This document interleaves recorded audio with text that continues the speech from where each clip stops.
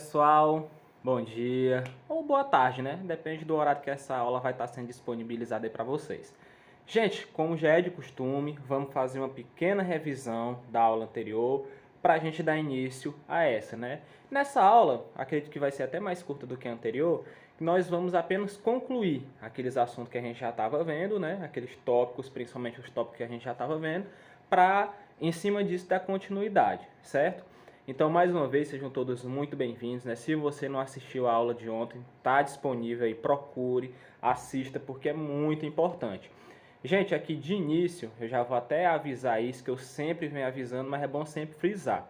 Não esqueçam de acompanhar estes conteúdos também pelo livro didático. É sempre muito interessante que vocês façam essa relação entre essas aulas e o livro didático, porque um complementa o outro. Aqui eu trago algumas explicações, diferentes muitas das vezes do que está lá no livro, e o livro às vezes está uma explicação mais vagarosa, né? Mais devagarzinho, e aqui eu já vou direto ao ponto. Então, façam essa conciliação, vão lá, deem uma lida. Se você não assistiu a aula passada que foi postada para vocês ontem, vai e assista, porque senão você não vai entender muita coisa. Dito isso, eu vou fazer aqui um pequeno resumo, bem rapidinho, só das coisas que a gente viu na aula passada, para daí a gente partir para frente, tá bom?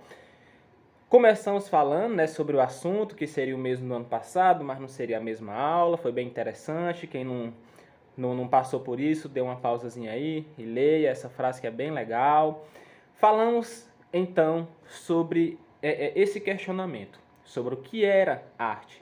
Falamos um pouco sobre arte contemporânea e também sobre a linguagem da arte e como esses tópicos se relacionam. Eu vim aqui, fiz um desenho para vocês e questionei vocês se aquilo realmente poderia ser considerado uma obra de arte. Você aí de casa deve ter pensado, sim, não, acho que sim, acho que não. Por quê? Essas definições de arte são uma coisa que estão dentro do nosso interior. Então, muitas das vezes, nós nos depararemos com obras que a gente não consegue compreender. Talvez a falta de conhecimento sobre nós mesmos ou sobre o assunto nos impeça de chegar a uma conclusão de dizer realmente o que é aquela obra. Então, principalmente quando se trata dessa linguagem na arte contemporânea, que traz muito essa questão de coisas novas utilizadas dentro da arte para trazer essa relação de contemporaneidade, às vezes faz com que a gente fique meio disperso, porque nessa arte contemporânea são usadas diversas modalidades de arte. Por exemplo, no show do Teatro Mágico, a gente já vai ver daqui a pouco uma pequena partezinha. Infelizmente não posso botar o vídeo, porque senão eu não posso postar o vídeo aqui no YouTube. Mas eu trouxe uma fotozinha para a gente dar uma analisada e ver essa questão da arte contemporânea e dessa imersão de diversos conteúdos, de diversos tipologias artísticas dentro de uma obra só, para trazer essa complexidade, né? Para te trazer para dentro da obra. Então, abordamos um pouco também as linguagens da arte, que nem sempre, né, a arte precisa ser falada, precisa ser uma linguagem verbal. A linguagem não verbal na arte é muito importante e às vezes até mais impactante do que a linguagem verbal, né? Então, você vê uma imagem, se sentir dentro daquela imagem e entender o que aquela imagem queria te passar, sem ao menos ter uma explicação, é assim o ápice do que a arte pode tornar em compreensão, em interpretação e em atingir o significado realmente dela, que é realmente esse, de tocar o coração ou tocar ali o sentimento de quem está vendo, certo? Posterior a isso, vimos aí o que Luigi Pearson considerava como o que é arte, qual era a resposta que ele dava para essa pergunta, e ele disse o seguinte: é uma linguagem que se reinventa constantemente para construir, conhecer e expressar questões do ser humano.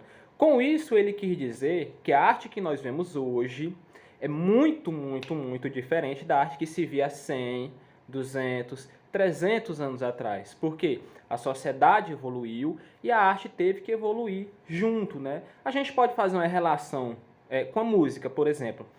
50 anos atrás, não existia um ritmo brasileiro aí que está fazendo muito sucesso, que você com certeza já ouviu, que é o falado brega funk. 50 anos atrás não existia, mas agora é sucesso. Mas Quando teu avô escuta, ou tua avó escuta, alguém com bem mais idade escuta, ele gosta desse ritmo? Às vezes não, né? Porque ele tem uma concepção do que é arte diferente da que nós temos. Não estou dizendo que é bom ou que é ruim, estou dizendo que as concepções são diferentes. Os gostos mudaram, evoluíram ou regrediram na medida que o tempo foi passando. Deu para entender? Dito isso, falamos bastante sobre o teatro mágico e continuaremos falando sobre ele, realmente porque é um dos grupos teatrais que expressa melhor essa frase aqui, ó, relacionada à arte contemporânea, que diz, deixa eu até fazer um quadrado mais bonito aqui, um redondo, olha, quadrado, opa, um quadrado não, né, um retângulo. É a expressão máxima sobre a arte contemporânea, porque eles trazem essa mescla de estilos, de coisas diferentes para fazer, para enriquecer o espetáculo dele, que é mais relacionado à música, mas não deixa de ser um espetáculo quase que circense. Aqui, nós falamos também sobre a questão de ter uma visão mais aberta para poder realmente entender o que é arte, porque a arte é observar, sentir, entender para poder se permitir estar dentro daquela obra. Aqui tem outro trecho, né, de uma das muitas músicas do Teatro Mágico, que é muito interessante. Então, se eu tenho aqui comigo na leitura. Nem toda palavra é aquilo que o dicionário diz. Nem todo pedaço de pedra se parece com tijolo com pedra de giz. Descobrir o verdadeiro sentido das coisas é querer saber demais. É querer saber demais. Aí tem uma parte lá, passarinho voando longe. É muito interessante essa música. Depois vocês pesquisem lá, tá? É O Sonho de uma Flauta, o nome dessa música. Então, ele diz o seguinte, olha só como o jogo de palavras que ele faz, né, é interessante. Porque, ó, diz aqui o seguinte, descobrir o verdadeiro sentido das coisas é querer saber demais. Trazendo essa frase para a nossa realidade, é aquela história de que você aprende e ainda morre burro. Porque nós nunca conseguimos aprender tudo que está no mundo. É impossível, praticamente impossível. Você pode tentar entender o máximo de coisas sobre determinado assunto. Agora, sobre tudo, não. Tem até uma frase que eu acho bem interessante, que ela diz o seguinte, você pode ser bom em muitas coisas, mas o melhor você só pode ser em uma. Justamente por causa disso. Porque não tem como você...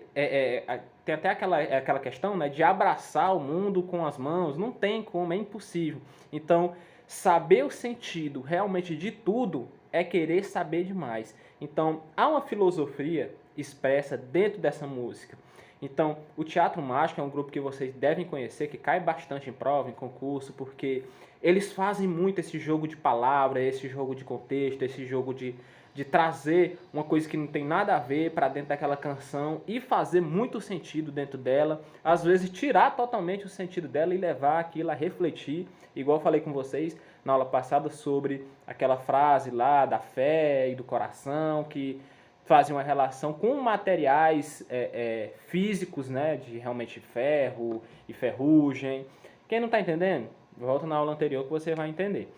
Então é muito legal que a gente veja todo essa mescla de emoções que ele tenta passar simplesmente com a letra de uma música. Aqui tem esse exemplo, mas vocês não podem se ater só a esse não, né? São diversos artistas que fazem isso. Diz, professor, um minuto. Mas por que você não bota um artista aí da atualidade, que a gente gosta, pra gente poder estar analisando? Porque eu tô achando meio sem graça.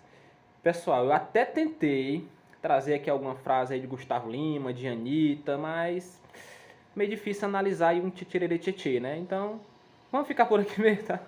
Pessoal, não se zangem comigo não, tá? É só pra descontrair um pouco. Mas é sério, não tem muita coisa a analisar. Então, procurem, pesquisem, não deixem essa cultura musical brasileira morrer, porque aos poucos está se deixando.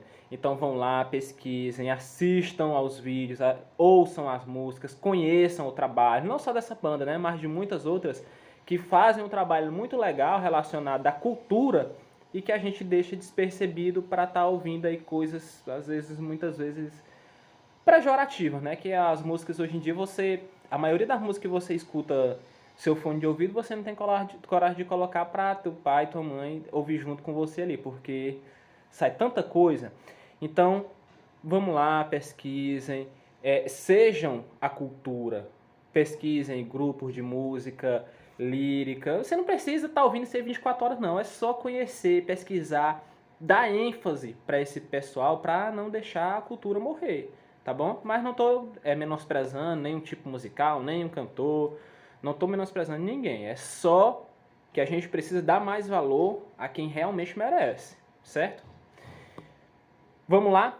Aqui tem uma imagem, né, de um espetáculo do Teatro Mágico. Vou até fazer aqui bem grandão, vermelho aqui, que é para vocês, para chamar bem a atenção de vocês, o quanto é interessante essa temática que eles trazem para o espetáculo, né? Você, ó, por exemplo, aqui, nós temos aqui um artista circense fazendo ali o seu, eu não sei como é o nome desse aparelho aqui, mas aquele tecido, né? Então fazendo ali um espetáculo naquele tecido e você vê que é toda uma temática de um circo, ali as lonas, o tipo da iluminação que vem mais de cima. Então a gente pode perceber aqui, ó, vou até colocar em outra cor, que o cantor não é o centro da atenção.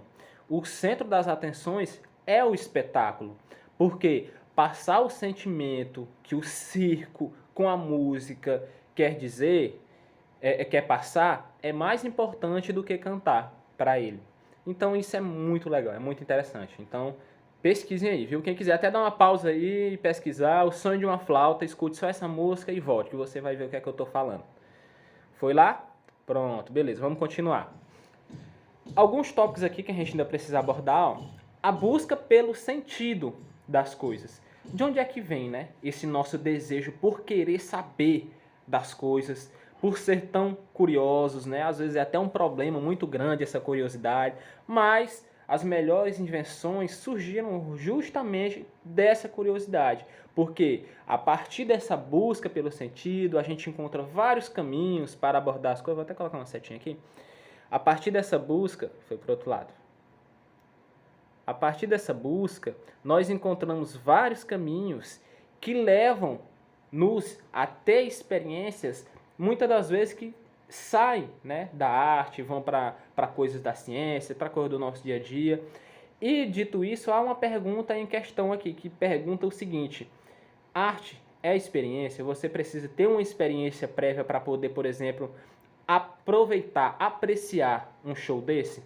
Não, né? Você não precisa ter ido outro para aproveitar esse, porque o espetáculo por si só já fala, né? Até de um cantor mesmo normal, né? Como eu citei anteriormente, Gustavo Lima. Se você for a um show dele, você vai aproveitar da mesma forma de que você nunca tivesse ido, né? Mesmo que você já tenha ido uma vez, você aproveita de novo, porque essa experiência não te priva dessa nova experiência. Então é realmente essa questão que ele perguntou. Então, esse jogo das palavras que ele estava fazendo aí, deixa eu até colocar uma setinha aqui.